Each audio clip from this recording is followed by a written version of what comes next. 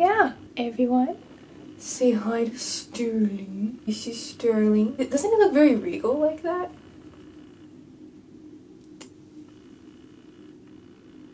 Yeah, oh, hello. He's my baby boy.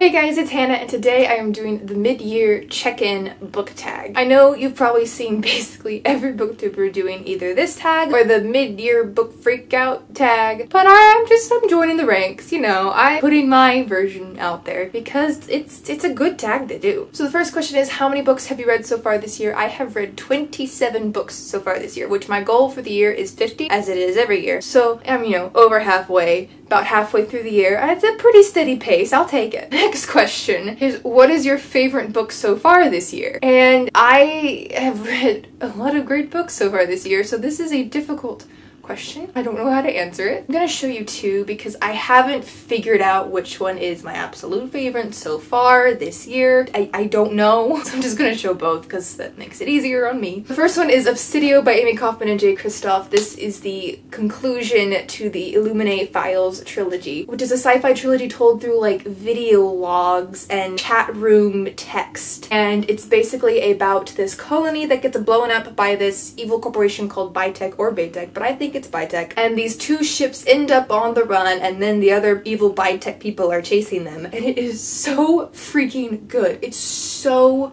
good, and this conclusion was just everything I wanted it to be. I'll leave the wrap-up where I talk about it down below and in the corner. It was just so good. Everything I wanted it to be, and a fantastic conclusion to a series. Like, it didn't have that third book drag, you know? I thought it was great. I thought it was amazing. Only problem is there's another book that I think is good and amazing, and that is The Dance of Thieves by Mary E. Pearson. I read this in the month of June, so next week when I post my wrap-up, because I am going to post it on time this month, you will get to see me rant and gush about this. Mary Pearson has another series called The Remnant Chronicles, and the first book in that is The Kiss of Deception. And that book's about a princess who's betrothed to marry someone that she's never met before, and she doesn't want to do that, so instead of doing that, she runs away. And then there are two people chasing after her and then interacting with her, and one is the prince who's supposed to marry her, and the other is an assassin who's supposed to kill her, and you as the reader don't know who's who. An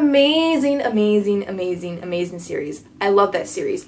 This book is a continuation of that world. So it's set in the same world, but it follows a different kingdom within this world she's created. And you see characters from her first series, but this is also its own standalone novel. So you could just jump into this series, although I personally recommend reading The Remnant Chronicles first. One, because it's amazing. Two, because there's a lot of little things that'll just make sense if you have read the other series. But anyway, this book follows a master thief, and she and some of her friends have to go kind of undercover in this other kingdom because they're looking for someone. That description doesn't do it justice, but that's the only way I can describe it without spoiling it. But just know that this book is so amazing. It is a Mary E. Pearson book through and through, and I love her books. I love her writing. It is just so amazing, and the ending is going to blow your mind. That's why I think this one might be my new favorite of the year, because she's always good at cliffhangers, guys. Always. But this one is one of the most excruciating cliffhangers that I've ever read. Plus, this is an arc. This doesn't even come out until August, and so now I have to wait over a year for the next book.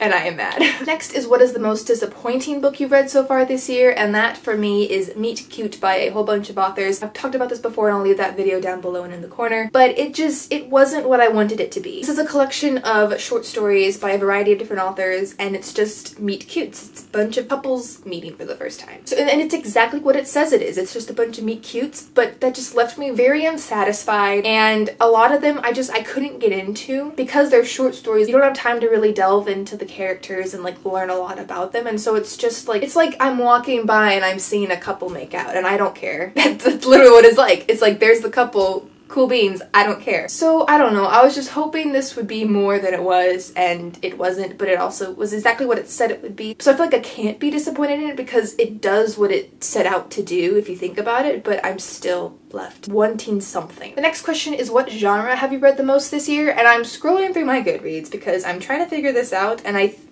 would say I've read fantasy the most this year so far. I have a pretty good variety of stuff, but I think fantasy or contemporary, one of those is my top. The next question is, name your favorite author that you've discovered this year, and I'm gonna have to go with one who I technically didn't discover this year because I read her first book back in 2017, but I feel like this year was the year that she became an author who I will go to now, and that is the author of Every Heart a Doorway, which is Sinan Maguire. Her series just really grew on me this year. I did read it out of order. I'll link videos so you can see that fiasco, but it ended up not being a fiasco. Don't worry too much about it. But just this year, it just, something about reading them now, I fell more in love with them, and I want to go back and reread that first book because I think I would love it so much more now. By the way, Every Heart a Doorway, if you don't know, it's about a school for wayward children, and what that means is, think of if Alice came back from Wonderland and her parents were like, yo, you're crazy now, we can't do with you, we're gonna send you off to this school that takes people who have been to other places. And so it's a school filled with kids who have been through a door into some other land. She has a really unique way of describing the different lands, and there are a ton of different lands that are super cool. And just after reading the third book, I really want to go back and read the first book because I just feel like I'll appreciate it so much more. And it's just a really well thought out series, but it's also amazing how much she can do in such short books because her books are like 170-ish pages each. So they're super short. Like, I read almost an entire one on a plane ride, and that was the third book, and I absolutely loved it. So I'd say she's my newfound author just because this is the year that I've kind of fallen in love with her writing. The next question is, what is the most surprisingly good book you've read so far this year? And that for me would be Aragon by Christopher Paolini. This is a fairly classic book. It's about a kid who finds a dragon, but it's much more than that. And a friend of mine that went to New York with me recommended this to me, and so when I was at the lake right after that New York trip, this is what I was reading. I picked it up and I was honestly surprised how much I liked it. I haven't read one of those really slow-paced, in-depth kind of fantasies in a while. I've forgotten how much I like those, and so reading this, it was just so much fun. There's a lot going on, and there's a lot of world building and just in depth with every detail. But it's also kind of an easy fantasy because you're not every second of the day questioning if these people are going to live. And I forgot how much I enjoyed that kind of fantasy, and so it caught me by surprise how much I liked it because I loved it. And I plan on continuing on, but these books are huge, and this is the smallest one in the series. They only get bigger from here, and so I'm torn between wanting to continue on with the series and wanting to read all of these other books on my TBR that I have because I have so many. I'm gonna finish it eventually, but yeah. Next is, what are your most anticipated releases for the rest of the year? And I have two. I'm just kind of going off the top of my head. Editing Hannah and future Hannah will probably be like, why didn't you mention these, you stupid idiot? The first one, surprise, surprise, I can see it in your eyes, is The Dance of Thieves by Mary Pearson. I cannot wait for other people to read this, so I have people to gush about it with because I need that. The next one I actually have the arc for, so it doesn't matter that it doesn't release until August, but I probably won't read it before it releases if I'm being honest. But that is Sea Fire by Natalie C. Parker. This is an arc I got at the North Texas Teen Book Festival. I'm leaving a lot of videos linked. Basically, I understand it's an all-female crew on a ship. They're basically pirates, and something's happening. I think they were all hurt by this one other pirate dude, and so they're all seeking revenge from him, which honestly, that sounds pretty dope. And since it does sound pretty dope, that's why I am putting it on this list, because I'm excited to read it and excited to get to it. I'm just not in the mood for it at the moment, so I don't think I'll actually get to it before its release date, but I have it for when I decide to get to it. Next question is, what is your next big priority for reading? There's quite a few fantasy books I want to read. I want to finish the Aragon series. I want to read Golden Compass. I want to read a series called Inkheart. That one might not happen soon though. I want to read more Douglas Adams books. There's a lot of classics I want to read. And for some reason, I've been in the mood for like nature memoirs. There's a book that Ariel Bissett talked about, and I have been wanting to read it since she talked about it, and I finally put it on hold at the library, so I should be getting it in like a week or two. But it's called Birds Art Life, or in the UK I think it's called Birds Art Life Death. And it's about this person who's bird watching, and I think it's just about her like musings as she's bird watching, but for some reason it just sounds so amazing. And I've discovered that I have added a lot of like nature kind of memoirs onto my TBR, so I really want to like read some of these and figure out why am I adding these to my TBR, because that's not a genre that I've read a whole lot of before, but I have a huge TBR for them now. Next question is, what has been your bookish highlight of this year so far? And I don't know, I guess I'd say the fact that I read a lot of good books, and like I got to go to the North Texas Teen Book Festival, which was a lot of fun. I've gotten Joanna to just be binge reading books. She really likes contemporary books, which, by the way,